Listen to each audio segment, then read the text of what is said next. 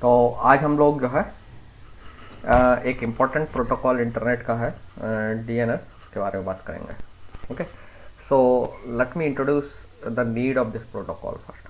सो जैसे आप लोगों ने देखा होगा कि एज ए ह्यूमंस या एज ए सिटीजन आपको आपके पास कई सारी आइडेंटिटीज़ हैं। लाइक यू हैव आधार, है ना। तो आपके पास इसी तरीके से डीएल होगा, तो आधार का भी एक नंबर है, जैसे कि ऐसे ही डीएल का भी एक नंबर होगा। देन आपको अगर वोटर आईडी कार्ड मिला हुआ है, that will also have some number. And अगर आपके पास पासपोर्ट है तो पासपोर्ट में भी आपके एक नंबर होगा। सो गवर्नमेंट जो है ना आपको आइडेंटिफाई कैसे कर रही है डिफरेंट डिफरेंट सिनारियोज में या एप्लीकेशंस के सिनारियोज में एक यूनिक नंबर से, है ना। जैसे आधार के ही देखें तो आधार आपका यूनिक होता है। No two person can have same Aadhaar number. So ऐसा इसलिए किया गया कि आप दो अलग अलग पर्सन को यूनिकली डिफ्रेंशिएट कर पाए। ओके, तो लेकिन आपने ऑब्जर्व किया होगा कि अगर मैं आपसे आधार नंबर पूछूंगा तो मे बी हो सकता है आपको आधार नंबर याद ना हो। सिमिलरली अगर आपसे मैं आपका डीएल नंबर पूछता हूँ, अगर आपके पास ड्राइविंग लाइसेंस है तो उसका नंबर आप नहीं याद रख पाएंगे। सो एक्चुअली यहाँ पे मैं पॉइंट आउट क्या करना चाह रहा हूँ कि जो ह्यूमंस हैं, तो humans are not comfortable with remembering a sequence of numbers. आपको एक नंबर याद करने के लिए दिया है, लार्ज नंबर, तो आप उसे याद नहीं रख पाते हैं, है ना। तो आप इमेजिन करिए एक ऐसा सिनारियो हो जहाँ पे लोगों को आप नाम से नहीं रेफर करते हुए आधार से रेफर करें। आपको सबको एक दूसरे के आधार से ही बुलाना है। जैसे आप अभी बुलाते हो ना अपने फ्रेंड को, आपके फ्रेंड का नाम मनीष है तो अरे मनीष इधर आओ जरा, है ना। So can you call Manish with his Aadhaar number? No, है ना। आप सब अपने सारे दोस्तों का आधार नंबर भी याद नहीं रख पाएंगे। हाँ, अगर किसी के पास कुछ एक्स्ट्रा ऑर्डिनरी मेमोरी पावर है वो अलग बात है, but it is difficult to remember numbers. So that means humans are not comfortable with numbers.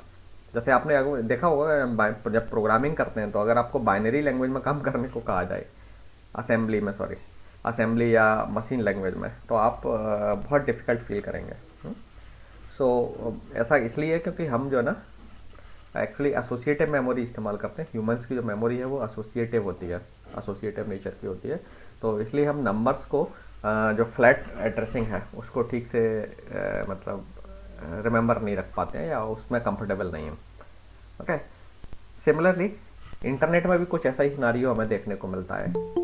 Now sometimes अगर सपोज दैट आपकी सपोज यूनिवर्सिटी की जो वेबसाइट है, आपकी यूनिवर्सिटी का वेबसाइट का नाम अगर मैं आपसे पूछूंगा तो सब लोग बता देंगे www.cusb.ac.in। बट अगर मैं आपसे कहूँ कि यूनिवर्सिटी की वेबसाइट का आईपी एड्रेस क्या है, इमेजिन करिए मैं आपको एक बार आईपी एड्रेस बता भी देता हूँ लेकिन आप कुछ दिनों बाद दोबारा पूछता हूँ तो आप भूल जाएंगे। बट मैं एक बार अगर यूनिवर्सिटी का जो यूआरएल है वो आपको बता दूंगा तो आप याद रखते हैं। So the idea is that कि humans are not comfortable with the IP address. Internet में आपने देखा होगा कि हम जो मशीन्स हैं उनको आईपी एड्रेस से आइडेंटिफाई करते हैं। एक्चुअली जो राउटर्स हैं, routers are not comfortable with the names like cusb.ac.in। Router do not understand this term. Okay, तो इंटरनेट में जो राउटर्स हैं, सो राउटर्स जब राउटिंग करते हैं तो वो जो आपके जो यूआरएल्स हैं या होस्ट नेम है उसे आइडेंटिफाई नहीं करते हैं, क्योंकि जनरली होस्ट नेम्स जो हैं they are variable in nature.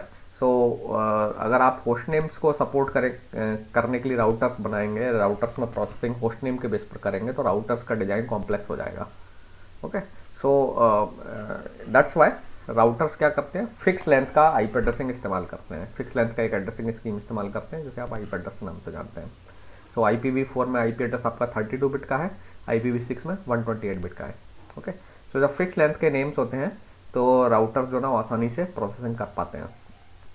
लेकिन अगर वेरिएबल लेंथ के नेम होंगे तो राउटर्स को प्रोसेसिंग करने में उनको डिफिकल्टी होगी और राउटर्स का डिज़ाइन कॉम्प्लेक्स हो जाएगा and they will also take more time. Okay, so now problem क्या हो गई कि routers are comfortable with the numeric names but humans are not comfortable with numeric names. Okay, so अब अगर आपको मान लीजिए किसी वेबसाइट से कांटेक्ट कर रहे हैं तो आपको आईपी एड्रेस अगर बार बार बताना पड़ेगा वेबसाइट का, तो आप कितनी वेबसाइट्स का आईपी एड्रेस मेंटेन याद रख पाएंगे? कुछ का। You can not remember the IP address of all the websites, और उसमें से भी आप भूल सकते हैं। लेकिन आप जो है ना आसानी से अगर आपको नाम दे दिए जाते हैं तो आप रिमेंबर रखते हो। So that means humans are comfortable with the names kind of thing, जैसे हम नेमोनिक बोलते हैं टेक्निकल टर्म में। तो humans are comfortable with mnemonics, but they are not comfortable with numbers. Okay, let me write the mnemonics. So जो humans और machines routers दो चीज़ें हैं जिसमें इंटरनेट के बारे में हम बात कर रहे हैं, दो एलिमेंट्स हैं एक्चुअली। सो ह्यूमंस जो ना are comfortable with mnemonics like cubcusb.ac.in और www.google.com। ओके, लेकिन राउटर्स जो है इनके साथ कंफर्टेबल नहीं है ये cusb.ac.in। They are requires binary numbers हैं। सो लाइक समथिंग 0010 इस टाइप के जो नंबर्स है 32 बिट का एड्रेस इसके साथ कंफर्टेबल है। They do not understand these things और they are not made to understand them.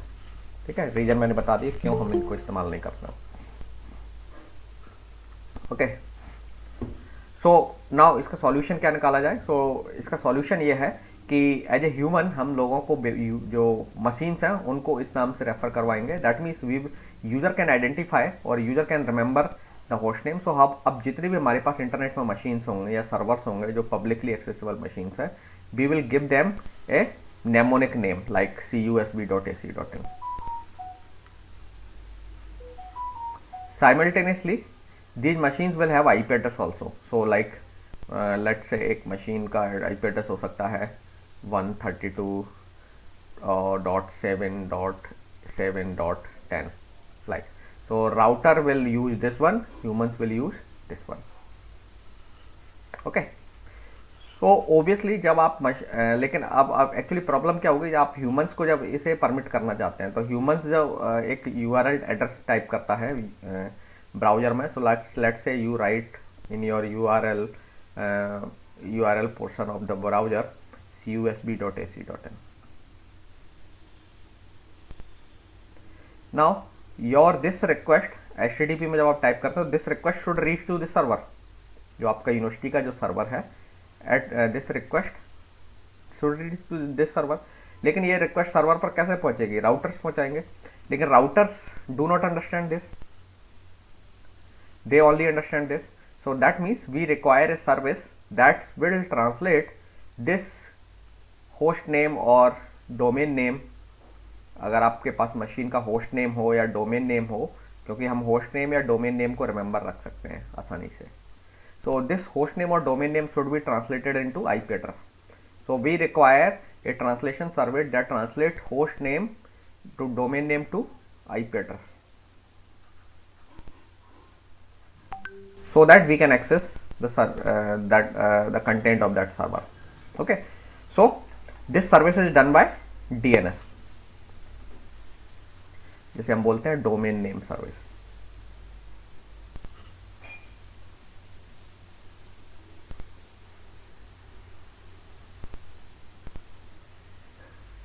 ठीक है, ओके। सो जो DNS का काम क्या हो गया कि it does this one, this translation service of it offers that translation service. you will give the host name and it will give you the IP address। so now let's see what happens when you type a address in your address in the address bar of your browser। so suppose आप Google Chrome browser इस्तेमाल कर रहे हैं। Sir yes, hello, हाँ, एक student join करने के लिए बोल रहा sir.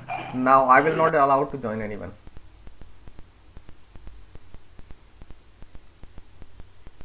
okay, so suppose that you are using a browser Google Chrome।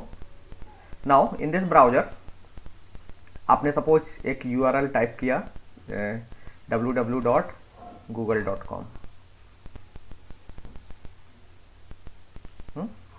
so now आप अभी तक से डिस्कशन से समझ चुके हैं कि ये जो URL नेम है, this name is not useful for routers. Okay, और आपको अगर अपनी रिक्वेस्ट को HTTP रिक्वेस्ट जो आप सेंड करने वाले हैं, आपका जो ब्राउजर है, अगर ब्राउजर google.com से कुछ कंटेंट डाउनलोड करना चाहता है तो it should made a HTTP request. लेकिन HTTP रिक्वेस्ट मेक करने के लिए आपको google.com जो सर्वर है उससे कनेक्शन इस्टेब्लिश करना पड़ेगा, और कनेक्शन इस्टेब्लिश करने के लिए आपको IP एड्रेस की ज़रूरत पड़ेगी। Okay, so we need to obtain this IP address. Okay, तो सबसे पहले क्या होगा इस केस में, जब आपका जो ब्राउजर है जो कि HTTP क्लाइंट के तौर पर रन कर रहा है, browser will call the DNS client. So जो DNS है आपकी, इट इज DNS सर्विस है, it is a client server based service, ठीक है, और DNS is a application level protocol, that is a client server based protocol. So आपकी जो machine है that is running a DNS client. Okay, तो आपका browser क्या करेगा, DNS क्लाइंट को कॉल करेगा और उसको ये आपका जो डोमेन नेम है, this is the domain name, वो इसे हैंड ओवर कर देगा। So it is actually requesting DNS client to resolve this one, कि इसके डोमेन नेम के करस्पॉन्डिंग मुझे IP एड्रेस दीजिए। ओके, सो नाउ आपका जो DNS क्लाइंट है that is running on your machine, local machine, and it will make a DNS request, DNS query make करेगा for this server, and then it will request the DNS service, or you can say that it will request the DNS server regarding the IP address of this website. Okay, so DNS server जो है उसके पास इसके corresponding mapping होगी, so DNS server will return the IP address to the DNS client. So DNS client will reach to the DNS server, ठीक है, so it will send this domain name to the DNS server, और DNS server क्या करेगा, आपको IP address return करके दे देगा इस corresponding domain name के, ठीक है। एंड DNS क्लाइंट को जब IP एड्रेस मिल गया, DNS client will give this IP address to your HTTP client, that means your web browser. Now जैसे ही वेब ब्राउजर को IP एड्रेस मिल गया, नाउ वेब ब्राउजर google.com के साथ एक TCP कनेक्शन सेटअप कर सकता है। ओके, क्योंकि TCP कनेक्शन सेटअप के लिए जो भी मैकेनिज्म है उसमें IP एड्रेस रिक्वायर्ड है, क्योंकि आपको तभी उस होस्ट तक आप रीच कर सकते हो। बिना IP एड्रेस के इंटरनेट में आप किसी भी होस्ट को रीच नहीं कर सकते। तो इस तरीके से आप होस्ट से कनेक्ट हो सकते हैं। Okay, any doubt? तो अभी तक हम केवल कॉन्सेप्चुअल लेवल पर बात कर रहे हैं। अभी हमने ये नहीं देखा कि ये DNS सर्विस जो है, ये क्लाइंट और सर्वर ये कैसे काम करते हैं, या डोमेन नेम का कैसे ट्रांसमिशन जो है DNS सर्वर के पास होता है, और फिर DNS सर्वर कैसे IP एड्रेस स्टोर करते हैं, और DNS सर्वर कैसे मतलब कैसे इस्टेब्लिश किया जाता है और कैसे फंक्शन करता है। Okay, so let's go ahead.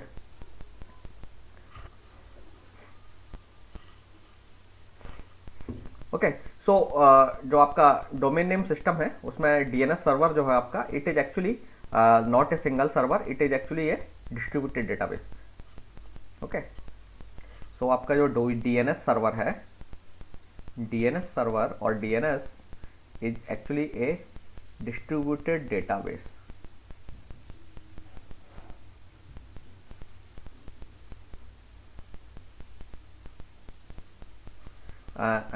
याद रखना, समटाइम्स हम DNS को डायरेक्टरी सर्विस भी बोलते हैं। DNS ऑफर से डायरेक्टरी सर्विस, जैसे आपने टेलीफोन डायरेक्टरी में देखा होगा ना, आपको किसी का नाम पता है तो आप उसका टेलीफोन नंबर निकाल सकते हैं। So same kind of thing यहाँ भी है, हमें डोमेन नेम पता है तो हम DNS की मदद से उसका IP एड्रेस निकाल सकते हैं। सो it is a kind of directory service. Okay, now ये जो डायरेक्टरी सर्विस है, आप इसे जैसे जैसे मैंने कहा कि ये क्लाइंट सर्वर बेस्ड सर्विस है, तो आप इसे ऐसे भी इंप्लीमेंट कर सकते थे कि you just have a single server, sorry, you have a single DNS server, large powerful DNS server आपने डिप्लॉय कर दिया है, और यहाँ पर आपने ये जो मैपिंग्स हैं डायरेक्टरी के फॉर्म में, डायरेक्टरीज के फॉर्म में, डिक्शनरी के फॉर्म में स्टोर कर दें। तो यहाँ पर आपने डोमेन नेम इस तरीके से एक डिक्शनरी बना दी, और इधर IP एड्रेस ये डेटाबेस के फॉर्म में आपने यहाँ स्टोर कर दिया, domain name IP address, domain name IP address and so on.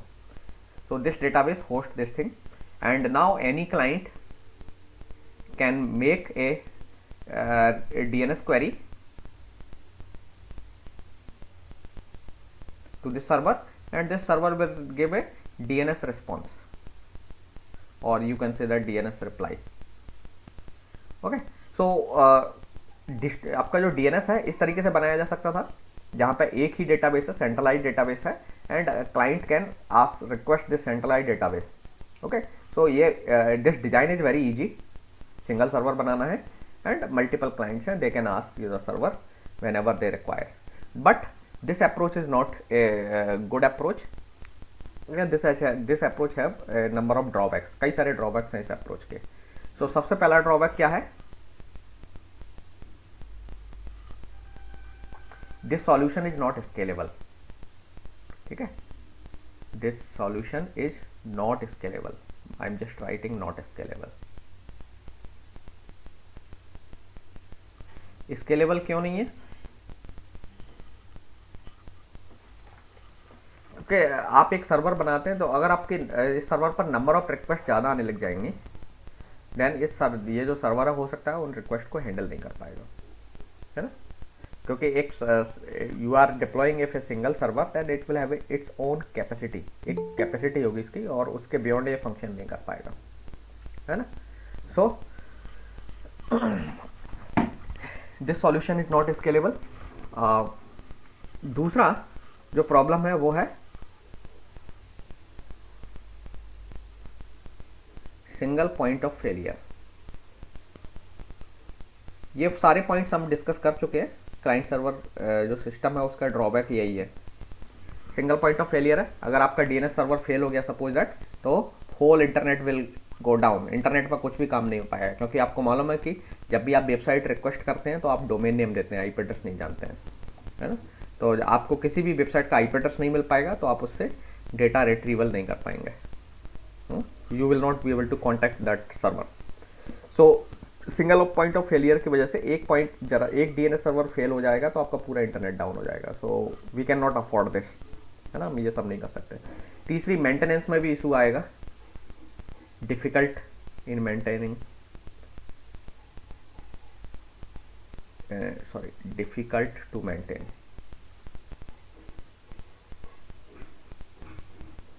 Single server है तो आप अगर इसे अपडेट करना चाहते हैं, इसमें नई चीज़ें ऐड करना चाहते हैं, या किसी वजह से इसको आप रीबूट करना पड़ रहा है आपको मेंटेनेंस के दौरान, आपने सॉफ्टवेयर अपडेट और सब कुछ किया और मशीन को रीबूट करना है, तो उस टाइम पर कोई भी डीएनएस क्वेरी का रिस्पॉन्स नहीं मिलेगा, रिस्पॉन्स नहीं दे पाएगा सर्वर। सो दैट मीन्स कुछ टाइम के लिए सर्वर सिस्टम पूरा कंप्लीटली डाउन रहेगा।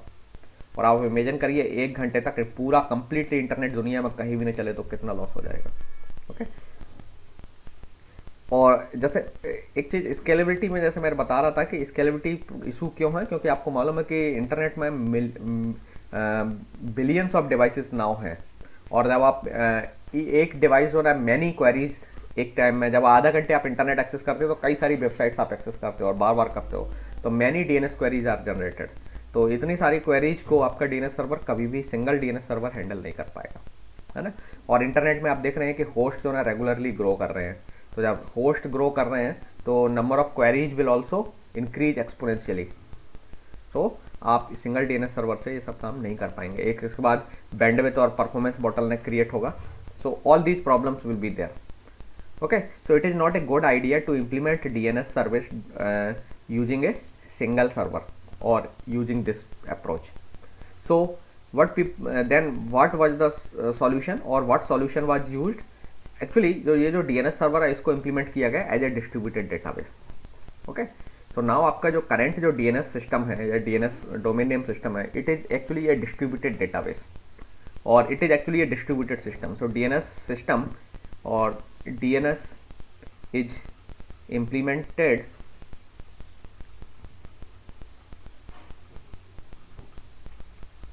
as a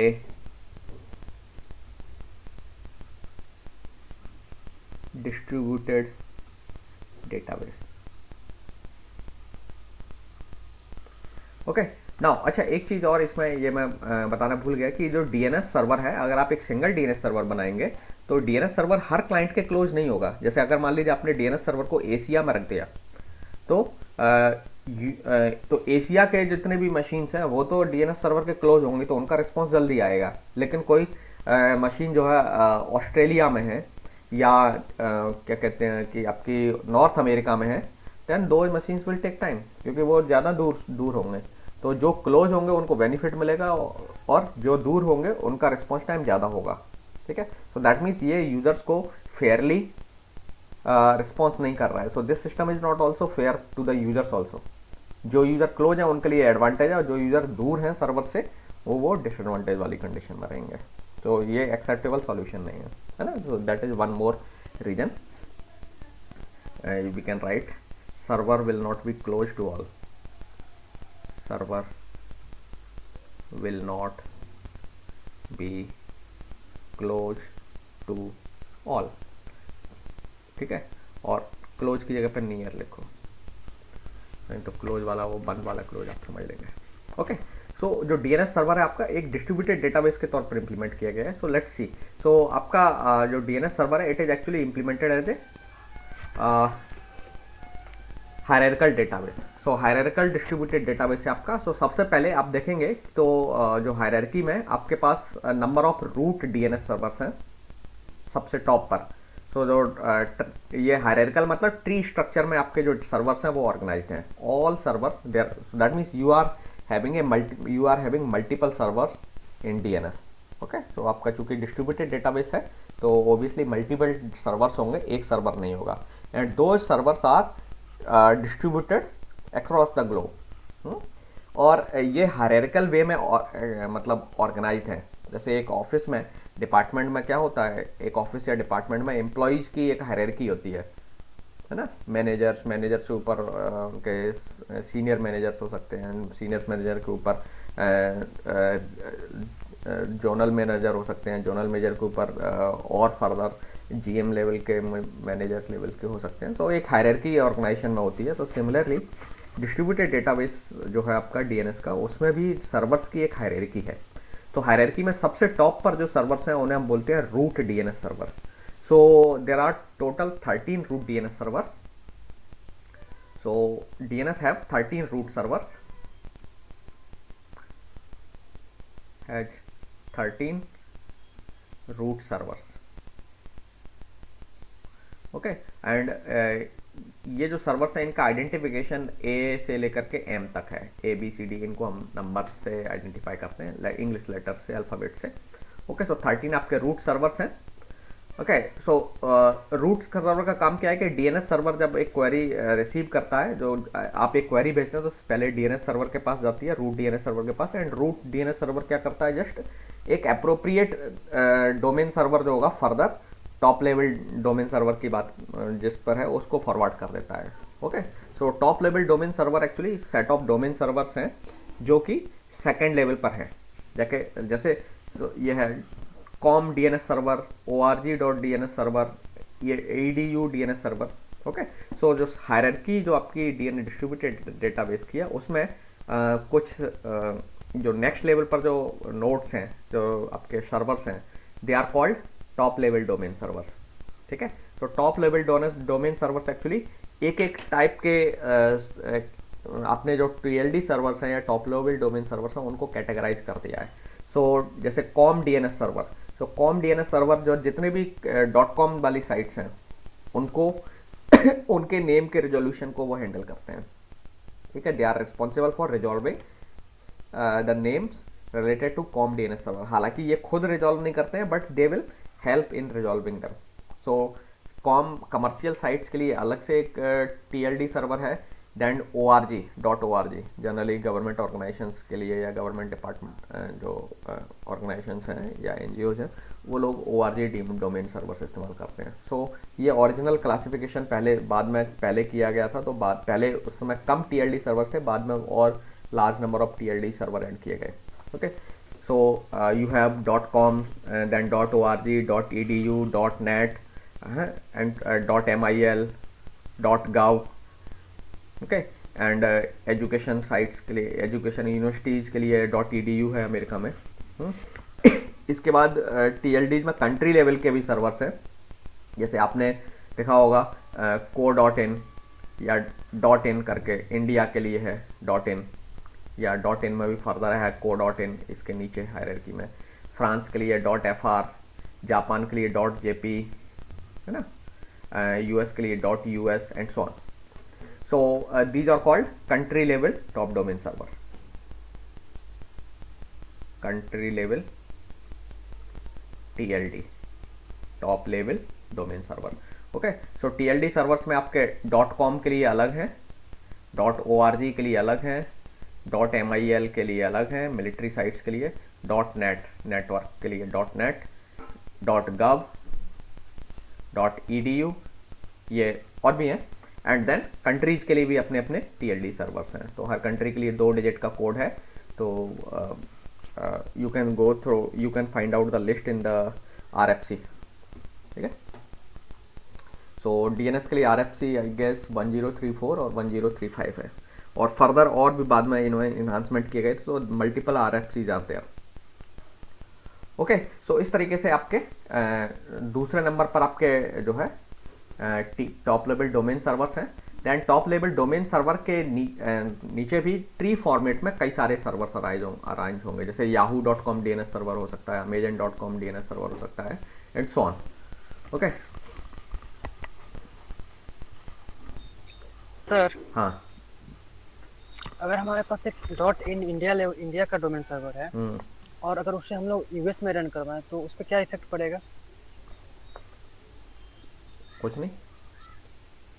क्या इफेक्ट पड़ेगा? सपोज वो इंडिया.in करके मैंने कोई डोमेन परचेज किया है और मेरा जो बिजनेस सेटअप है वो यूएसए के लिए है और उस साइट को मैं चाहता हूँ यूएसए में रन करवाना।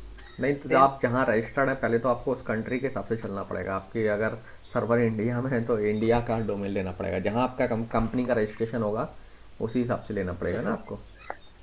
वो हालांकि टेक्निकली देखें तो कोई फ़र्क नहीं पड़ेगा, लेकिन इसके पीछे रेगुलेशंस हैं तो उसके हिसाब से चलना पड़ेगा आपको। मतलब एज ए टेक्निकल वे में तो हमें कोई इफेक्ट नहीं पड़ेगा ना? नहीं। Okay sir. ठीक है, ओके। सो जैसे ये आपका रूट नेम सर्वर्स जितने भी हैं उनका मैप है, कहाँ कहाँ ये आप देख सकते हैं, कौन सा सर्वर ABCD, इनके जो मैंने नंबर्स बताए थे तो इनकी लोकेशंस दी गई हैं। तो ये जो 30 रूट सर्वर्स हैं, तो ज़्यादातर आपके रूट सर्वर्स है वो नॉर्थ अमेरिका में है। ठीक है, आप इसके पीछे का कारण समझ सकते हैं नॉर्थ अमेरिका में क्यों है, क्योंकि इंटरनेट का जो इवोल्यूशन है अमेरिका से हुआ था, so most of the servers are from there. Okay, so now हम आ जाते हैं वापस से, जैसे मैंने कहा कि कितने टाइप के जो सर्वर्स हैं हायरार्की में, तो मेनली 3 टाइप के सर्वर्स थे। एक तो है टॉप लेवल TLD सर्वर, जो हम डिस्कस कर चुके हैं। ओके, सो जैसे इसमें से TLD सर्वर्स को भी अलग अलग डोमेन में जो TLD सर्वर्स हैं उनको अलग अलग ऑर्गेनाइजेशंस मेंटेन करते हैं। जैसे एग्जांपल है कॉम जो solution, com top TLD servers है, उसको नेटवर्क सॉल्यूशन नाम की कंपनी मेंटेन करती है। एडुकॉज जो है ना EDU TLD डोमेन को हैंडल करती है। ओके, सो ऐसे ही अलग अलग ऑर्गेनाइजेशंस हैं जो इनको हैंडल करते हैं। कंट्री लेवल के डोमेन्स को कंट्री लेवल के सर्वर्स या ऑर्गेनाइजेशंस हैंडल करते हैं। देन जो तीसरे टाइप का जो फर्दर जो हायरार्की में नीचे इनमें ये जो सर्वर्स हैं इनको आप बोल सकते हो अथॉरिटेटिव सर्वर्स। ओके, सो हायरार्की में तीसरे टाइप के सर्वर्स हैं वो होते हैं authoritative servers, authoritative DNS server. तो अथॉरिटेटिव DNS सर्वर एक स्पेशल टाइप का DNS सर्वर है। ये एक्चुअली क्या करता है, let me explain with an example. So suppose आपके पास एक कंपनी है, so you have a company abc.com, है ना। सो आपने क्या किया, अब आपकी कंपनी के पास एक पब्लिक एक्सेसिबल सर्वर है। So you have a server, आपकी कंपनी के पास एक सर्वर है, उस पर आपकी वेबसाइट रन कर रही है, और this server have a public IP। ठीक है, क्योंकि आप चाहते हैं कि आपकी वेबसाइट पब्लिकली एक्सेसिबल हो तो आपको पब्लिक IP लेना पड़ेगा, है ना। So that means your server is public server. That means public server का मतलब ये नहीं कि सब इसका है, लेकिन it can be accessed bye anyone on the internet. ठीक है, सो पब्लिकली एक्सेसिबल सर्वर है ये, और आप इसे रन कर रहे हैं। ओके, नाउ अब आप जब जो है इस वेबसाइट को abc.com को रन कर रहे हैं तो आपकी जो मशीन सर्वर है इसका एक IP होगा, it will have a IP, और इसका एक होस्ट नेम भी होगा। एक मशीन जो आप जब ऑपरेटिंग सिस्टम इंस्टॉल करते हैं ना, तब आपने देखा होगा कि ऑपरेटिंग सिस्टम मशीन को एक नाम देता है, कुछ कॉम्प्लिकेटेड नाम होता है, आप देख सकते हैं अपनी मशीन का। जनरली वो आपका नाम और कुछ मैन्युफैक्चरर जो डिवाइस है उसको ऐड करके, जैसे मनीष @Dell करके ऐसे नाम दे देता है। ओके, तो होस्ट नेम होगा इसका सर्वर का, एक IP एड्रेस होगा सर्वर का जो कि पब्लिक IP है, एंड आपने डोमेन नेम अपनी वेबसाइट का रखा है www.abc.com। सो नाउ अब आपको क्या करना पड़ेगा, आपको एक मैपिंग प्रोवाइड करना पड़ेगी।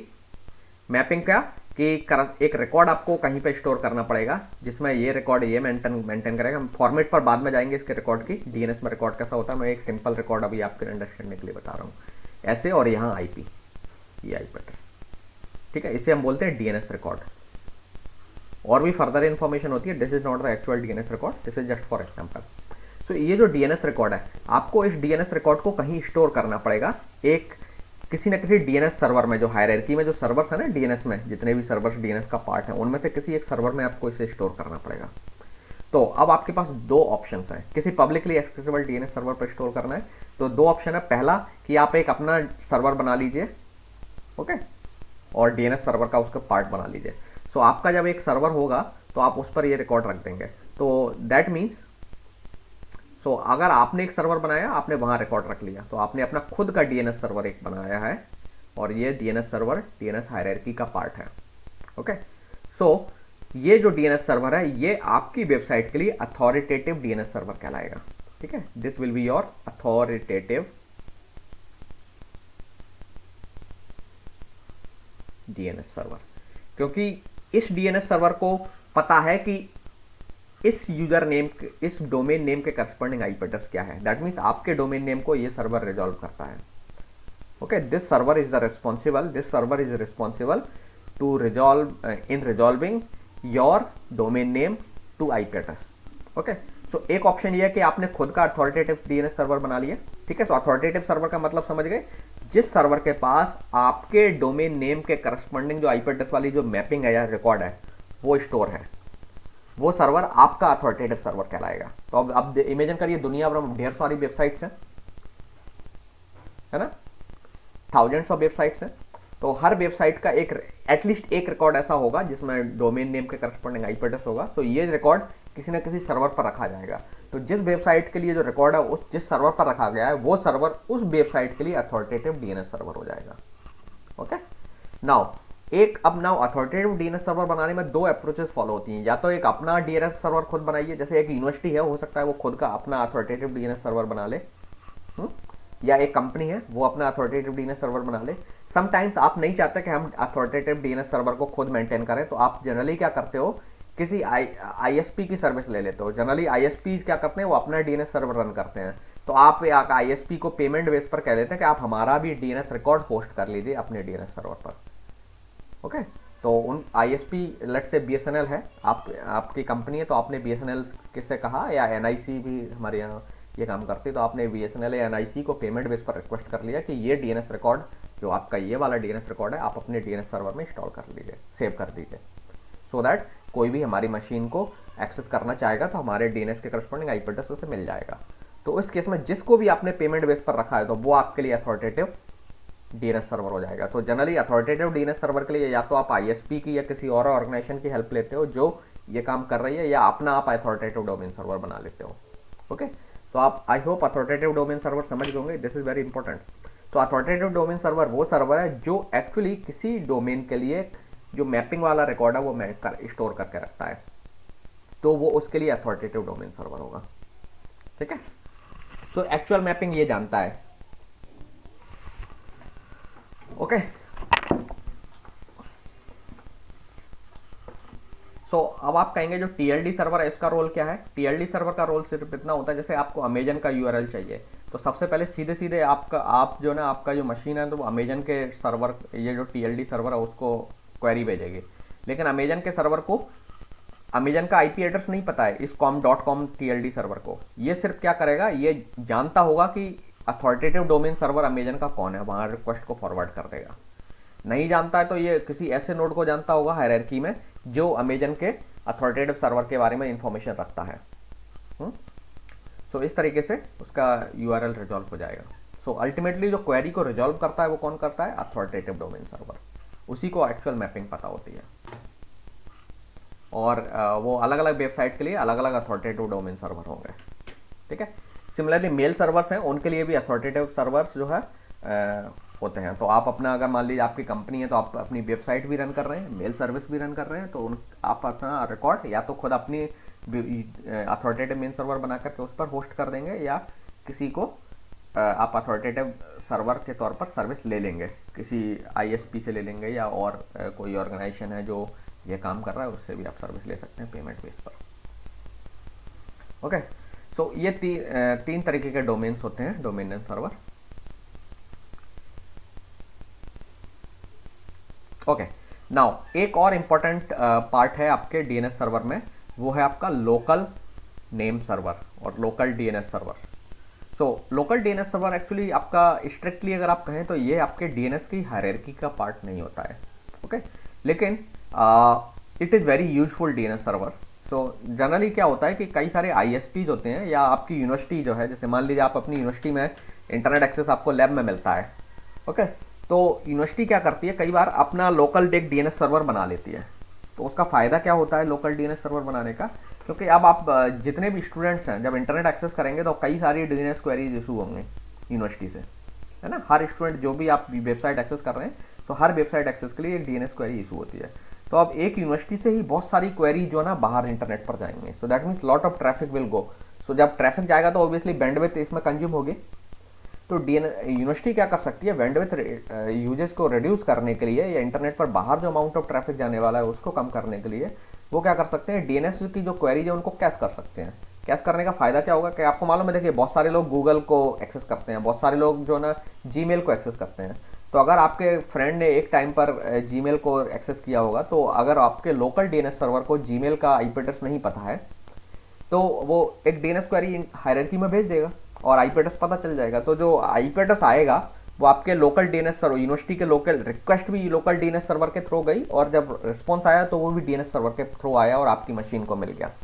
आपकी मशीन ने तो गूगल को एक्सेस कर लिया, लेकिन जो डीएनएस सर्वर यूनिवर्सिटी ने डिप्लॉय किया है बिटवीन आपकी मशीन और इंटरनेट के बीच में, तो वो इस क्वेरी को जो आंसर है उसको कैश करके अपने पास रख लेगा। अब आपका कोई और फ्रेंड या आपकी यूनिवर्सिटी में और कोई स्टूडेंट है वो अगेन गूगल को एक्सेस करता है, तो अब डीएनएस क्वेरी इंटरनेट में बाहर जाने की जरूरत नहीं है। आपका लोकल डीएनएस सर्वर जो है वहीं से आपको रिप्लाई कर देगा कि गूगल का ये आईपी है, इस पर कॉन्टैक्ट कर लीजिए।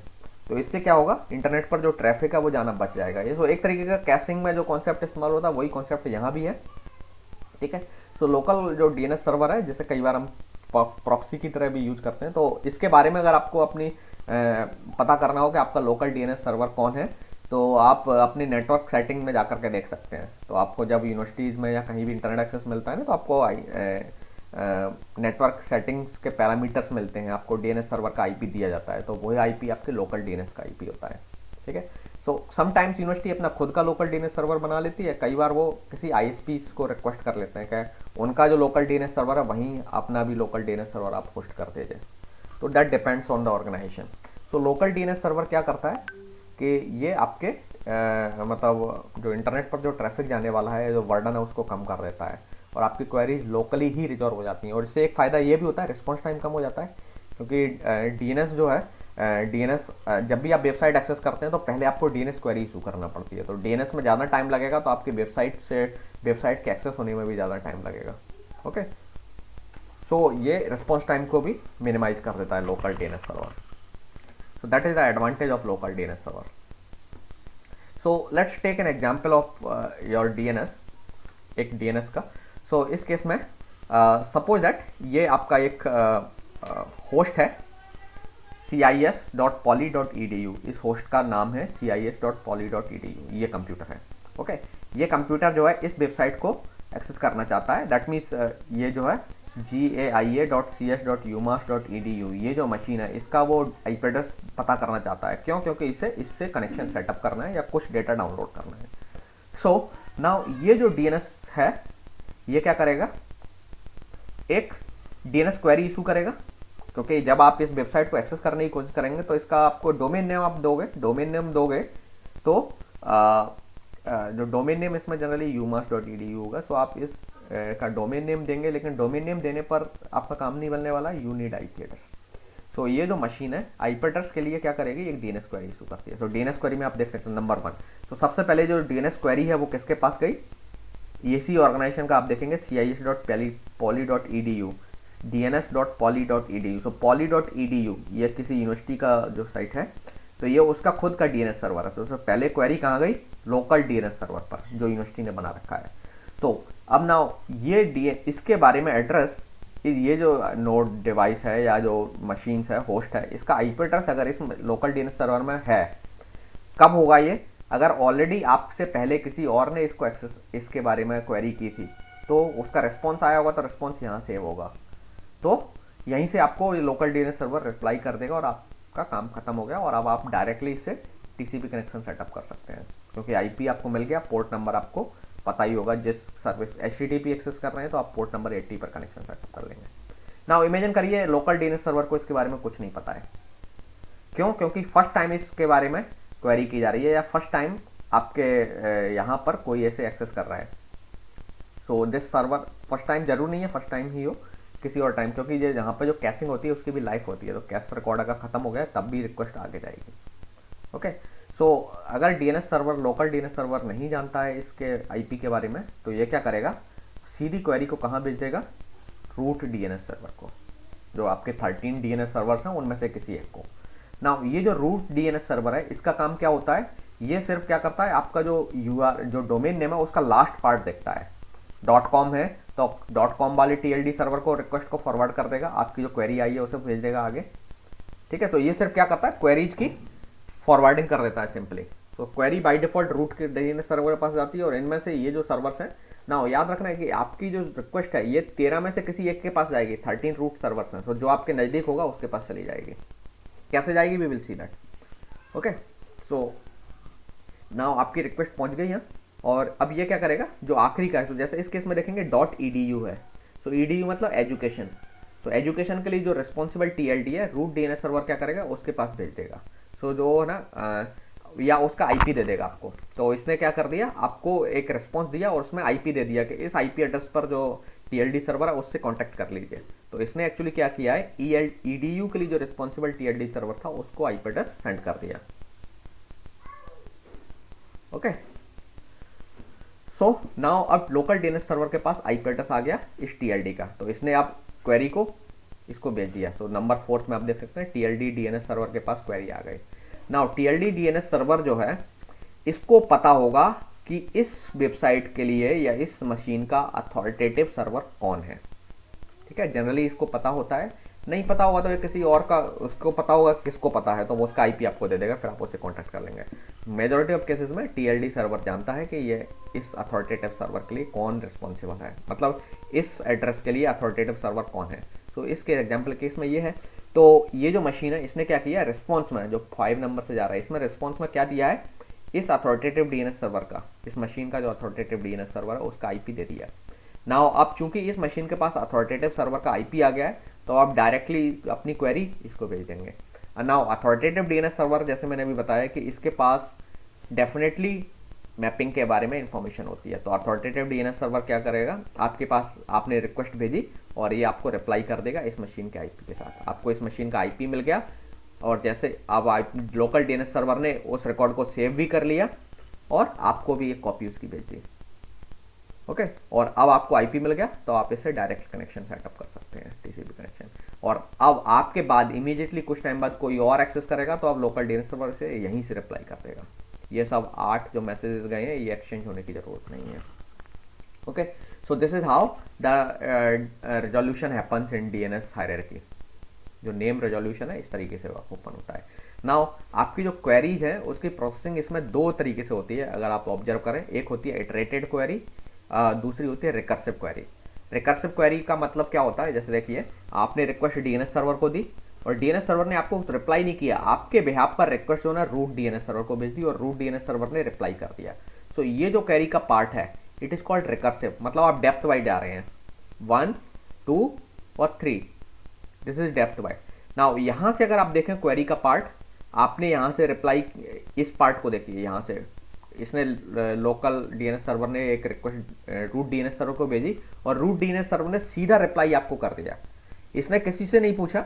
जैसे इस केस में आपने जो क्वेरी की तो लोकल डीएनएस सर्वर को भेजी अपनी क्वेरी, और लोकल डीएनएस सर्वर ने डायरेक्टली आपको रिप्लाई नहीं किया, उसने क्या किया, किसी और को क्वेरी भेजी, फिर वहां से रेजोल्यूशन आया, है ना, और फिर आपकी क्वेरी को कहीं और भेजा, रिस्पॉन्स आया, और फिर ये चले डीप बाइट जाता जा रहा है एंड देन आपको रिप्लाई कर रहा है।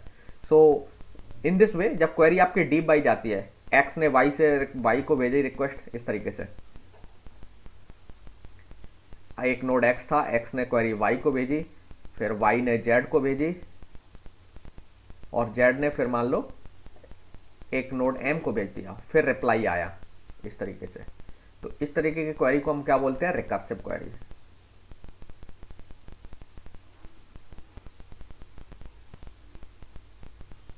इटरेटिव में क्या होता है कि एक्स ने वाई को भेजी क्वेरी, ओके, और वाई ने डायरेक्टली जेड को रिप्लाई कर दिया, ठीक है, दैट इज इटरेटिव। या आपने रिप्लाई दे दिया कि आपने जैसे एक्स ने आपने पूछा कि लेट्स से मान लीजिए एक होस्ट के है, उसका आईपी एड्रेस क्या है, तो आपने वाई से पूछा, वाई ने क्या किया? जेड का एड्रेस दे दिया, और अब आप जेड से कांटेक्ट कर रहे हैं और जेड आपको रिप्लाई कर रहा है। तो this kind of query is noun A iterative query. Recursive में क्या होता है? आप डाउन साइड डी, जैसे आप ट्री में एंटर करते हैं ना, डीप बाय डीप जाते जाते हैं, फिर आप बैक ट्रैक करते हैं, उस तरीके से रिस्पॉन्स होता है।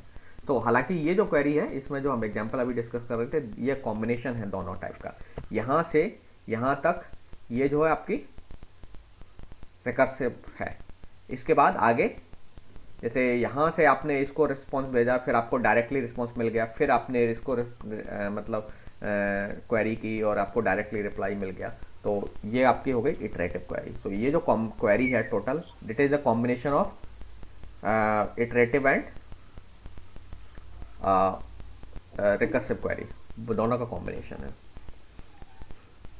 रिकर्सिव क्वेरी का आप एक एग्जांपल यहाँ देखिए, जैसे मान लीजिए इसी क्वेरी में रिकर्सिव तरीके से करते हैं आप, तो आपने पहले लोकल डीएनएस सर्वर को पूछा, लोकल डीएनएस सर्वर ने रूट डीएनएस सर्वर को पूछा, रूट डीएनएस सर्वर ने अब आपको आंसर नहीं किया, उसने टीएलडी सर्वर से रिक्वेस्ट की, टीएलडी सर्वर ने अथॉरिटेटिव डीएनएस सर्वर को कॉन्टैक्ट किया, and then authoritative DNS server ने रिस्पॉन्स दिया, वो टीएलडी को दिया क्योंकि टीएलडी ने ही इससे रिक्वेस्ट की थी, और फिर आपका रिस्पॉन्स रूट के पास आया, रूट से फिर लोकल के पास रिस्पॉन्स आया, एंड देन आपके पास रिस्पॉन्स आया। तो ये जो क्वेरी है, this is completely recursive query. आप देख सकते हैं you are going deep wide, आपकी रिक्वेस्ट में फर्दर आप जाते जा रहे हैं, follow this path 1 2 3 4 and back track.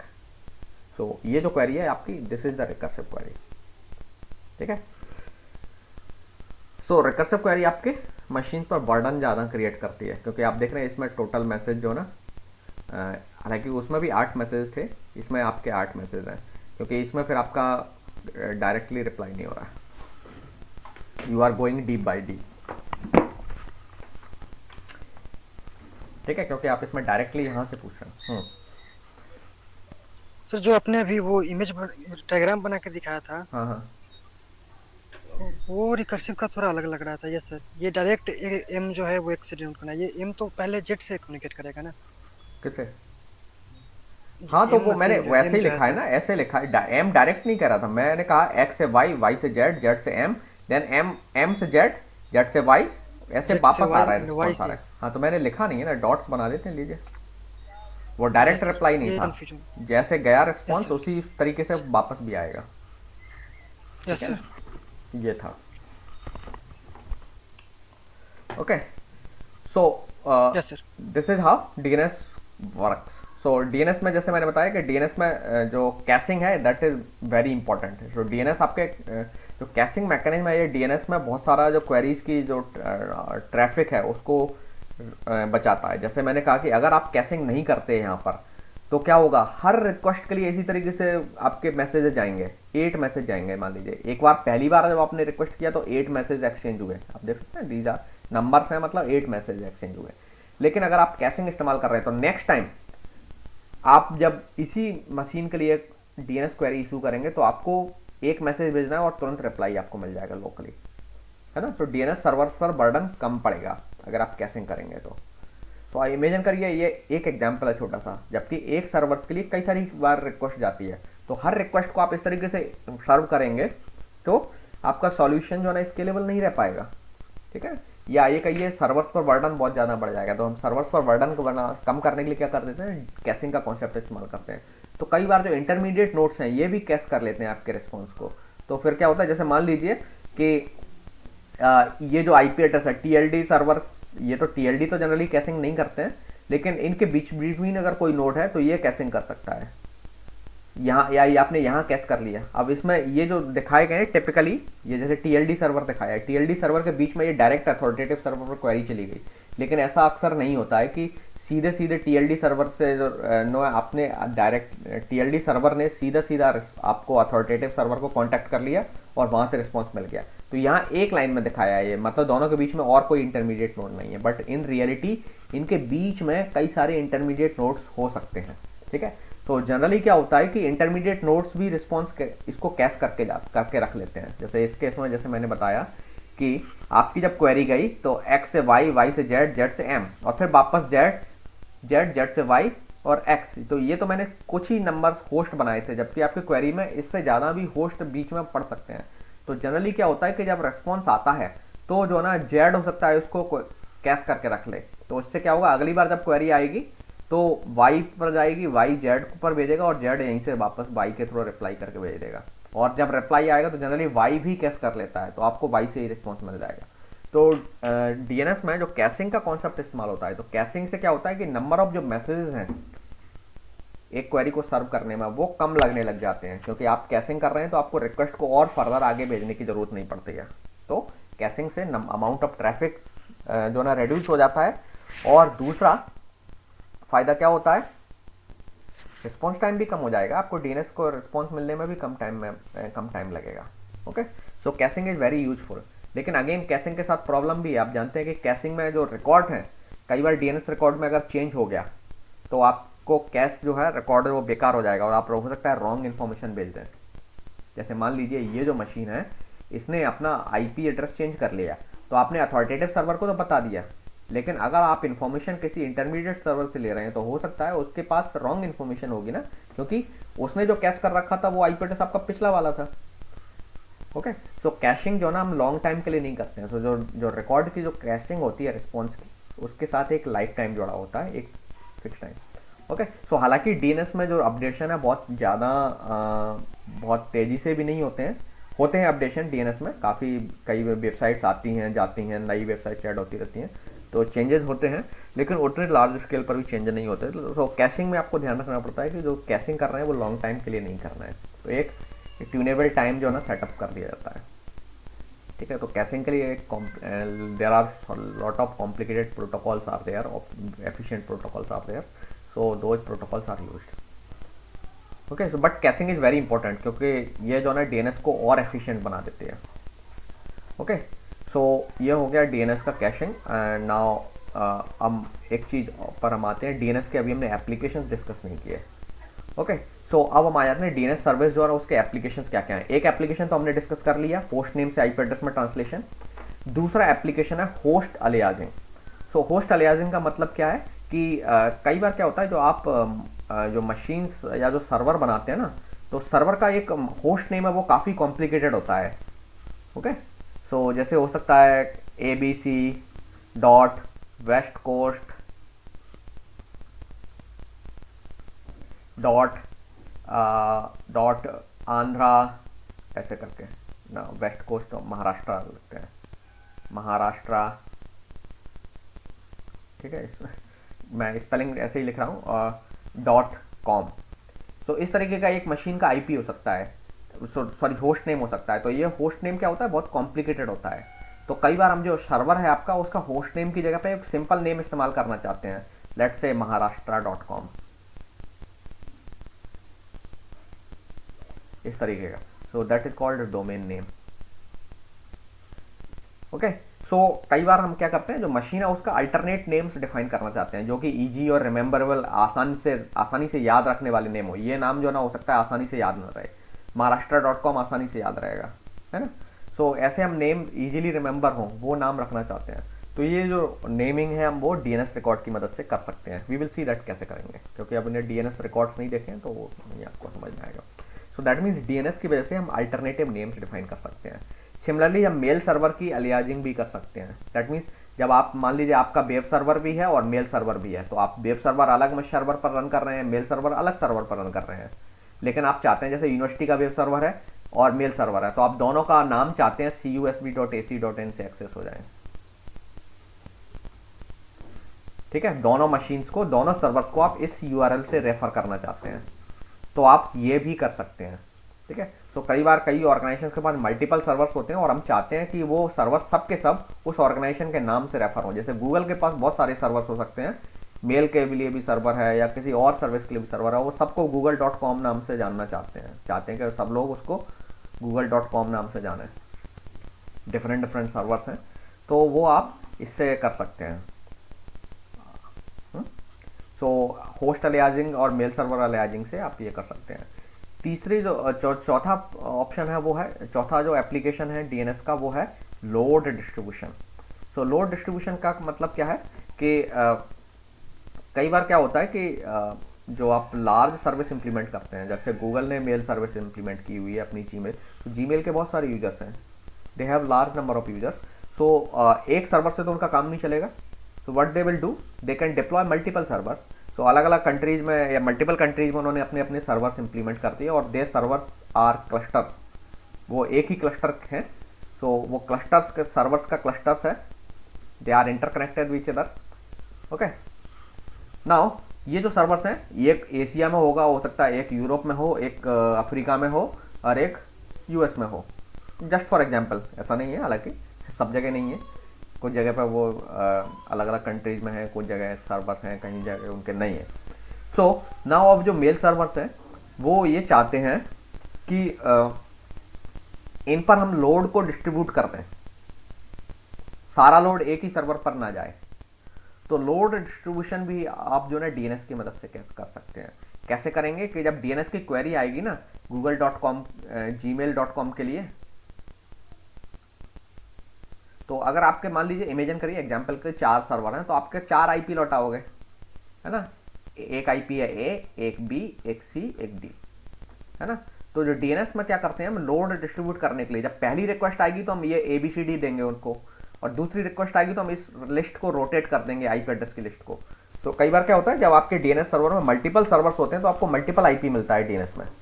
Okay, so अब जो ना आपको बीसीडी ए लौटा दिया डीएनएस सर्वर ने। तो डीएनएस सर्वर क्या कर रहा है, ये जो आईपी एड्रेस है इनको रोटेट कर दे रहा है सिर्फ। अब तीसरे क्लाइंट ने जब रिक्वेस्ट भेजी तो आपने उसे सी डी ए बी भेज दिया। तो इसके रोटेशन से आपको कहोगे कि क्या फायदा होगा। रोटेशन से फायदा ये होगा कि जनरली जो क्लाइंट्स होते हैं ना, तो वो सबसे पहला जो आईपी होता है सीधा उसी सर्वर से कांटेक्ट करते हैं। ओके, सो आप इस लिस्ट को रोटेट करके लोड को डिस्ट्रीब्यूट कर सकते हो अगर आप चाहते हो तो आप सिर्फ क्या करिए, डीएनएस को कॉन्फ़िगर कर दीजिए कि वो इस तरीके से एड्रेसेस को रोटेट करके रिटर्न करे क्लाइंट को। सो क्लाइंट क्या करेगा, पहला वाला क्लाइंट ए को कांटेक्ट करेगा, दूसरा बी को कांटेक्ट करेगा, तीसरा सी को कांटेक्ट करेगा, चौथा डी को करेगा, पांचवा फिर ए को करेगा, एंड सो ऑन। सो इस तरीके से आप राउंड रॉबिन वे में या किसी और ट्रिक से आप और भी मैकेनिज्म अपना सकते हैं। इस लिस्ट को कैसे रोटेट करना चाहते हो आप, उसी हिसाब से किस सर्वर को कितना लोड देना चाहते हो उसी हिसाब से इस लिस्ट को रोटेट करवा दीजिए। और इसके लिस्ट के रोटेट होने से क्या होगा, आपका जो सर्वर्स का जो लोड है वो डिस्ट्रीब्यूट हो जाएगा आपके डिजायर्ड वे में। ओके, सो लोड डिस्ट्रीब्यूशन आप इस तरीके से डीएनएस की मदद से करा सकते हैं। Okay, so these are the applications of DNS. Now अब आ जाते हैं कि डीएनएस के रिकॉर्ड्स की फॉर्मेट क्या क्या होती है। सो डीएनएस में एक्चुअली जो जैसे मैंने बताया कि जो सर्वर्स हैं डीएनएस में वो 4 तरीके के रिकॉर्ड स्टोर करते हैं। तो रिकॉर्ड की सबकी फॉर्मेट एक कॉमन है। सो रिकॉर्ड में 4 फील्ड होते हैं डीएनएस रिकॉर्ड में, name, value, type and TTL. So name और वैल्यू का मतलब टाइप पर डिपेंड करेगा। ओके, इसमें टीटीएल जो फील्ड है ये है टाइम टू लिव, इसका मीनिंग है टाइम टू लिव। तो टाइम टू लिव मतलब ये एक लाइफ टाइम है कि कितने टाइम तक इसको कैश करके रखा जा सकता है, इसके बाद ये एक्सपायर हो जाएगा। तो ये एक टाइम वैल्यू होगी, ड्यूरेशन, एज आप कह सकते हैं इस रिकॉर्ड की एज। जैसे ये एज खत्म होगी उसके बाद इस रिकॉर्ड को कैश सर्वर को हटाना पड़ेगा, अपने पास वो इसे नहीं रखेगा, क्योंकि ये मान लिया जाएगा कि ये एब्सोल्यूट हो गया है, खराब बेकार हो गया, इसे आप ड्रॉप कर दीजिए, नया कैश करिए फिर से। ओके, सो इसमें जैसे मैंने बताया टीटीएल तो हो गया, नाउ नेम, वैल्यू और टाइप। सो ये जो दोनों 2 कॉलम है नेम और वैल्यू, इनका क्या मीनिंग होगा वो टाइप पर डिपेंड करता है। सो लेट्स सी, टाइप अगर ए है, तो टाइप अगर ए है तो हम इसको इसमें जो नेम की वैल्यू है टाइप इक्वल टू ए है, तो ये जो नेम होगा वो होस्ट नेम होगा। ठीक है, होस्ट नेम मतलब CUS जो मशीन होगी ना, CUSB वेबसाइट को जो रन कर रही है, तो जो सर्वर होगा उसका सर्वर का होस्ट नेम मतलब मशीन नेम, और मशीन नेम कॉम्प्लिकेटेड भी हो सकता है, वो होगा मशीन नेम, ठीक है। So that machine name will be there, जिसे हम होस्ट नेम बोलते हैं। मशीन का होस्ट नेम आप जानते हैं ऑपरेटिंग सिस्टम असाइन करता है, so host name will be there. और ये वैल्यू का मतलब होगा आईपी एड्रेस, ठीक है। This will be the host name and this will be the IP address. So type A record जो है आपका क्या बताता है कि डोमेन नेम जो है आपका होस्ट नेम है उसके करस्पॉन्डिंग आईपी एड्रेस क्या है।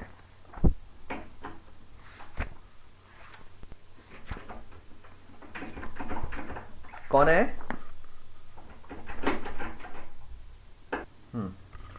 सो टाइप ए रिकॉर्ड जो है आपका क्या बता रहा है? सो एग्जाम्पल जैसे हो सकता है, मैं बुक से ही एग्जाम्पल ले रहा हूँ, इस तरीके का एक नेम हो सकता है। होस्ट नेम है, जनरली एक्चुअल नेम नहीं होता है, डोमेन नेम नहीं होता है, इस तरीके का नाम होगा, relay1.bar.f00.com, है ना। सो ये मशीन का होस्ट नेम हो गया। देन जो वैल्यू के तौर पर आईपी एड्रेस होगा यहाँ, सो मे बी आईपीएस तरीके का होगा 145.37.93.126, है ना। देन टाइप ए होगा और लाइफ टाइम इसकी जो भी है वो कुछ लाइफ टाइम होगी। तो ये जो रिकॉर्ड है, ये रिकॉर्ड क्या बता रहा है कि मशीन जो है, इस मशीन का जिसका होस्ट नेम ये है उसका आईपी एड्रेस ये है। ओके, सो अगर आपको किसी मशीन का आईपी एड्रेस पता करना है तो आपको उसका होस्ट नेम पता होना चाहिए, और होस्ट नेम पता लग जाएगा तो आप फिर उसका आईपी निकाल सकते हैं, ठीक है। तो जो ए टाइप रिकॉर्ड है, टाइप ए रिकॉर्ड जो है ये मैपिंग स्टोर करके रखता है, ठीक है। दूसरा जो टाइप है ये है एनएस। सो टाइप की वैल्यू अगर एनएस है, यहाँ टाइप में एनएस लिखा हुआ है, तो एनएस का मतलब क्या है, फिर आपको इसे इंटरप्रेट करना है कि ये जो नेम होगा वो डोमेन नेम होगा। तो डोमेन नेम मतलब मशीन का नेम, जैसे इस केस में ये तो मशीन का नाम है, लेकिन डोमेन नेम ये होगा f00.com, foo.com, ये वेबसाइट का नाम है, जनरली इसको हम डोमेन नेम बोलते हैं। सो ये होगा डोमेन नेम, ओके। और वैल्यू क्या होगी, होस्ट नेम। सो वैल्यू क्या होगी, होस्ट नेम। सो जो रिकॉर्ड होगा वो ऐसे होगा, ऐसे f00.com, और ये होगा relay1.bar.f00.com, एंड यहाँ पे लिखा होगा ns, और इसका भी एक लाइफ टाइम होगी। ओके, सो जब आपको किसी मशीन का आईपी पता करना हो तो ऑब्वियसली अगर आपको होस्ट नेम पता है तो आपको इस रिकॉर्ड से सीधे डायरेक्टली देख सकते हो, मशीन का होस्ट नेम पता है। लेकिन अगर मशीन का होस्ट नेम नहीं पता है, आपको डोमेन नेम पता है केवल, जैसे मान लीजिए आपको CUB है, तो वेबसाइट CUB का डोमेन नेम है cusb.ac.in। तो अगर आपको यूनिवर्सिटी का ये पता है तो आपको पहले ये रिकॉर्ड निकालना पड़ेगा, कौन सा, एनएस रिकॉर्ड। तो एनएस रिकॉर्ड से आपको पता चलेगा कि जो सर्वर है CUSB का वेबसाइट का, तो वो सर्वर का नाम क्या है, होस्ट नेम क्या है। तो होस्ट नेम आपको मिल गया, होस्ट नेम मिल गया, तो अब आपको ए रिकॉर्ड की जरूरत पड़ेगी, क्योंकि ए रिकॉर्ड में आप होस्ट नेम जाके लोकेट करेंगे और फिर आपको आईपी मिल जाएगा। तो ये दो रिकॉर्ड आपको चाहिए होंगे, आंसर में आएंगे। तो डीएनएस से जब क्वेरी करोगे ना, तो डीएनएस सर्वर ये दोनों रिकॉर्ड आपको भेजेगा। ओके, अब ये हो सकता है कि अगर आपको डायरेक्ट होस्ट नेम पता है ना, तो आप होस्ट नेम के बेस पर भी क्वेरी कर सकते हो। आप होस्ट नेम भेजिए और होस्ट नेम पता है तो सीधा वो टाइप ए रिकॉर्ड लौटा देगा, और ए रिकॉर्ड मिलेगा तो आपको ये मिल जाएगा। तो अगर मशीन इसका वेबसाइट का होस्ट नेम आपको, आपके जो डीएनएस क्लाइंट है उसको पता है, तो वो सीधा ए रिकॉर्ड लेकर के काम चला लेगा, ठीक है। सो ये हो गया type 2 record, second type record. तीसरा है टाइप सी नेम। ओके, सो सी नेम एक्चुअली क्या होता है, कैनोनिकल नेम होता है। सो कई जो मशीन्स हैं उसका जो that name is also, those machines also have a canonical name.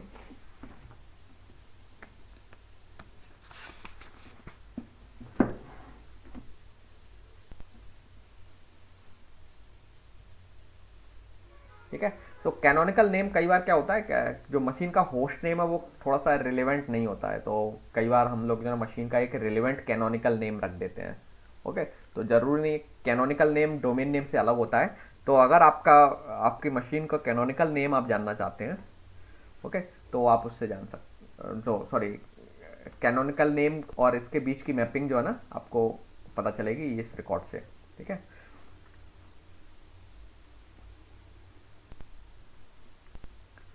So name is the alias name for some canonical name. So canonical name का जो भी अलियास नेम हो वो आपका यहाँ होगा और ये कैनोनिकल नेम होगा। तो मशीन का कैनोनिकल नेम आपको अगर पता करना है तो कई बार जो मशीन का होस्ट नेम है ना वो जैसे मैंने बताया कि बहुत कॉम्प्लिकेटेड होता है और वो इरेलीवेंट टाइप का भी हो सकता है। तो आप रिलेवेंट नेम मशीन को देना चाहते हैं जिसे हम कैनोनिकल नेम बोलते हैं, तो वो कैनोनिकल नेम अगर जो वेबसाइट एडमिनिस्ट्रेटर है उसने कैनोनिकल नेम रखा है और आपको वो कैनोनिकल नेम चाहिए तो आप इस रिकॉर्ड से पता कर सकते हैं, ठीक है। सो नेम जो है ना आपका मशीन का जो अनकॉम्प्लिकेटेड होस्ट नेम हो गया और ये वैल्यू उसकी कैनोनिकल नेम हो जाएगी, okay. So this is the type 3 record.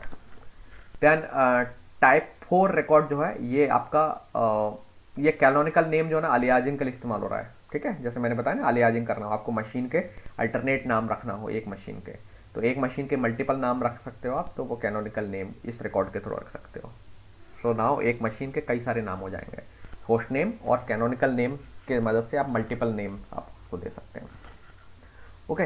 Now MX record जो ना आपका कई बार क्या होता है कि हम चाहते हैं कि हमारा जो मेल सर्वर है, मेल सर्वर का नाम कुछ और है, machine name, host name, canonical name जो भी है वो अलग है, लेकिन हम चाहते हैं कि आपका जो मेल सर्वर है आपके डोमेन नेम से ही आइडेंटिफाई हो। जैसे cusb.ac.in का मेल सर्वर हो सकता है, उसका कुछ और नाम हो सकता है। हम चाहते हैं मेल सर्वर भी जो ना cusb.ac.in से ही डोमेन नेम से ही आइडेंटिफाई हो, तो हमें क्या करना पड़ेगा, डीएनएस में एक एमएक्स रिकॉर्ड क्रिएट करना पड़ेगा। तो एमएक्स रिकॉर्ड में टाइप की वैल्यू क्या होगी, एमएक्स होगी, okay.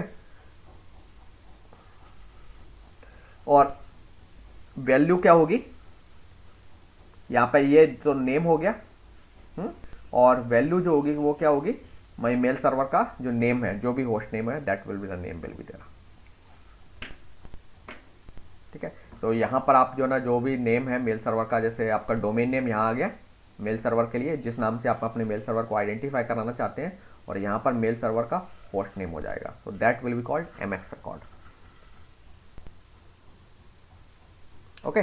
So now generally minimally आप अगर देखेंगे तो आपको किसी भी एक डीएनएस एंट्री अगर आपकी मशीन के लिए क्रिएट करनी है तो मिनिमम आपको ये 2 रिकॉर्ड क्रिएट करने ही करने पड़ेंगे, टाइप ए रिकॉर्ड और एक टाइप एनएस रिकॉर्ड, ठीक है। टाइप ए रिकॉर्ड क्या करेगा, आपके होस्ट नेम से आईपी एड्रेस में कन्वर्जन बताएगा और डोमेन नेम से होस्ट नेम में कन्वर्जन एनएस देगा। तो जब भी मान लीजिए आप अपना एक वेबसाइट बनाते हैं या वेब सर्वर बना रहे हैं, आप एक कंपनी है और आप एक वेब सर्वर बना रहे हैं, तो आपको एटलीस्ट 2 रिकॉर्ड ये क्रिएट करना पड़ेंगे, ठीक है। अगर आप अपनी मशीन के लिए अल्टरनेटिव नेम डिफाइन कर रहे हैं तो आपको ये रिकॉर्ड भी स्टोर कराना पड़ेगा आपके अथॉरिटेटिव डीएनएस सर्वर के पास।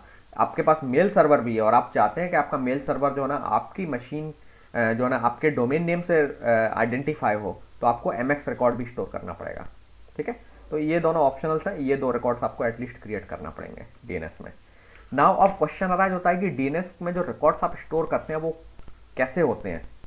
जैसे आपने मान लीजिए आपने एक वेब सर्वर बना लिया, आपकी कंपनी है वेब सर्वर बना लिया, अब आपकी जो 2 रिकॉर्ड्स हैं ये रिकॉर्ड आप कहाँ स्टोर कराओगे, कैसे स्टोर कराओगे, तो इसके लिए हम जनरली रजिस्ट्रार को कांटेक्ट करते हैं। तो इसमें जो अथॉरिटी होती है जिसे हम रजिस्ट्रार बोलते हैं, तो वो रजिस्ट्रार को आपको कांटेक्ट करना पड़ेगा, ठीक है। तो जनरली आईएसपी ही आपके रजिस्ट्रार होते हैं। आप अगर अपना अथॉरिटेटिव सर्वर बना रहे हैं तब तो आपको एक रजिस्ट्रार को कांटेक्ट करना पड़ेगा, तो रजिस्ट्रार आपको अप्रूवल देगा और वो फिर डीएनएस में रिक्वायर्ड जगह पर अपनी एंट्रीज क्रिएट करवा देता है आपके डीएनएस के, और आपके अथॉरिटेटिव डीएनएस सर्वर का जो एड्रेस है वो आपके डीएनएस में एंट्री करा देगा। क्योंकि आपने मान लीजिए अपना अथॉरिटेटिव डीएनएस सर्वर तो बना लिया अपना खुद का, लेकिन अब उसका एड्रेस तो आपके डीएनएस के जो नोट्स हैं, डीएनएस में हायरार्की में जो नोट्स हैं उनको पता होना चाहिए ना, तो वो कैसे पता चलेगा, तो रजिस्ट्रार वो एंट्री करवाएगा, ठीक है। हाँ, अगर आप ये सर्विस को किसी से हायर कर रहे हैं तो जो भी हायर आप जिससे आप ले रहे हैं सर्विस कि आप हमारा डीएनएस सर्वर स्टोर कर लीजिए, दैट मीन्स आप अपने सर्वर के तौर पर हमारा अथॉरिटेटिव सर्वर बन जाइए। जैसे आपने बीएसएनएल को कहा कि हमारी जो वेबसाइट है इसके लिए ये 2 रिकॉर्ड्स हैं, आप होस्ट कर लीजिए, तब वो फिर बीएसएनएल का काम है रजिस्ट्रार से और वो सब एंट्री करवाना। आप सिर्फ क्या करेंगे, अपने 2 रिकॉर्ड्स हैं वो कह देंगे कि आप अपने सर्वर में इसको DNS सर्वर में स्टोर कर लीजिए। तो अब BSNL जो है ना आपका अथॉरिटेटिव सर्वर बन गया, और बाकी की एंट्री जो कराना है वो फर्दर DNS में वो BSNL करवा लेगा। तो इसके केस में रजिस्ट्रार का रोल होता है जो एंट्रीज को हैंडल करवा, सो दैट क्योंकि DNS में जो मॉडिफिकेशन है आर्बिट्ररी नहीं होना चाहिए, नहीं तो कोई भी एंट्री मॉडिफाई कर देगा तो फिर कैसे काम चलेगा, वेबसाइट एक्सेस नहीं हो पाएंगे ना। तो DNS को प्रॉपर मेंटेन भी करना पड़ता है, ऐसा नहीं कि कोई भी DNS एंट्री को मॉडिफाई कर देगा। ओके, तो इसके लिए गवर्निंग एजेंसीज है, दो गवर्न्स दिस। 1 मिनट, भागो यहाँ से।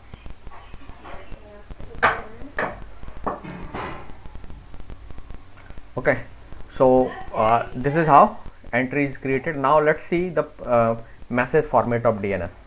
Okay, so this diagram shows the DNS message format. So आप इसमें देखेंगे पहला फील्ड है जो ना आइडेंटिफिकेशन है। So आइडेंटिफिकेशन जो फील्ड है ये आपके एक क्वेरी को आइडेंटिफाई करता है। So जब आप एक क्वेरी इशू करेंगे so it will have a 16-bit identification number, और जब ये DNS रिस्पॉन्स आएगा तो रिस्पॉन्स जो है ना इसी को कॉपी कर लेता है। ठीक है, तो DNS में सेम आइडेंटिफिकेशन जब रिस्पॉन्स आएगा सो that will have same identification number, so that जो भी करस्पॉन्डिंग इंटरमीडिएट नोड्स हैं वो जान पाएंगे कि ये रिस्पॉन्स किस रिक्वेस्ट के करस्पॉन्डिंग आया है। Then there are some flags जो फ्लैग्स इंडिकेट करेंगे, जैसे एक फ्लैग इंडिकेट करता है कि जो मैसेज है ये क्वेरी है या रिप्लाई है।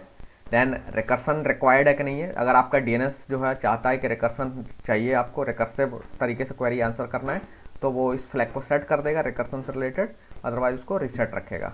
ठीक है, एंड देन रिकर्सन अवेलेबल है या नहीं है किसी DNS सर्वर के रिप्लाई में, तो DNS सर्वर रिप्लाई के मैसेज में बता सकता है एक और एडिशनल जो फ्लैग है उसकी मदद से कि वो रिकर्सन सपोर्ट करता है या नहीं करता है।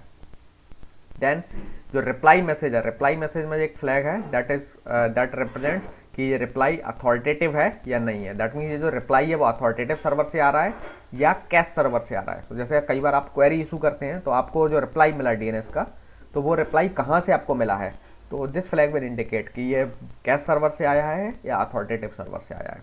ओके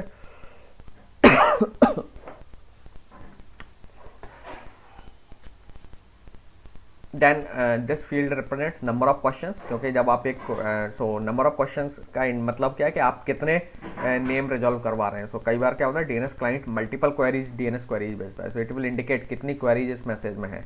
नंबर ऑफ आंसर्स, जो एक रिस्पॉन्स आएगा तो उसमें नंबर ऑफ आंसर्स कितने हैं, ये रिस्पॉन्स के लिए वो है फील्ड।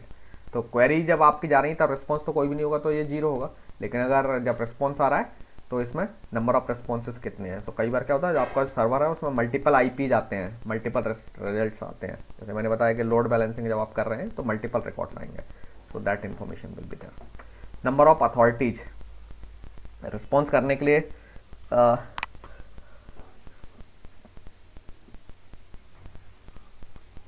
जो अथॉरिटेटिव सर्वर्स हैं वो number of authorities response, 1 minute,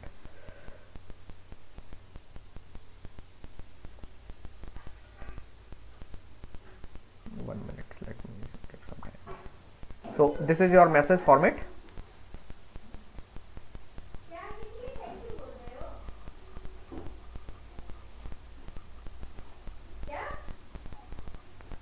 अच्छा, ये तो इंसर्टिंग की तो हमने बात कर ली। ओके, हो गया, ठीक है। So let's close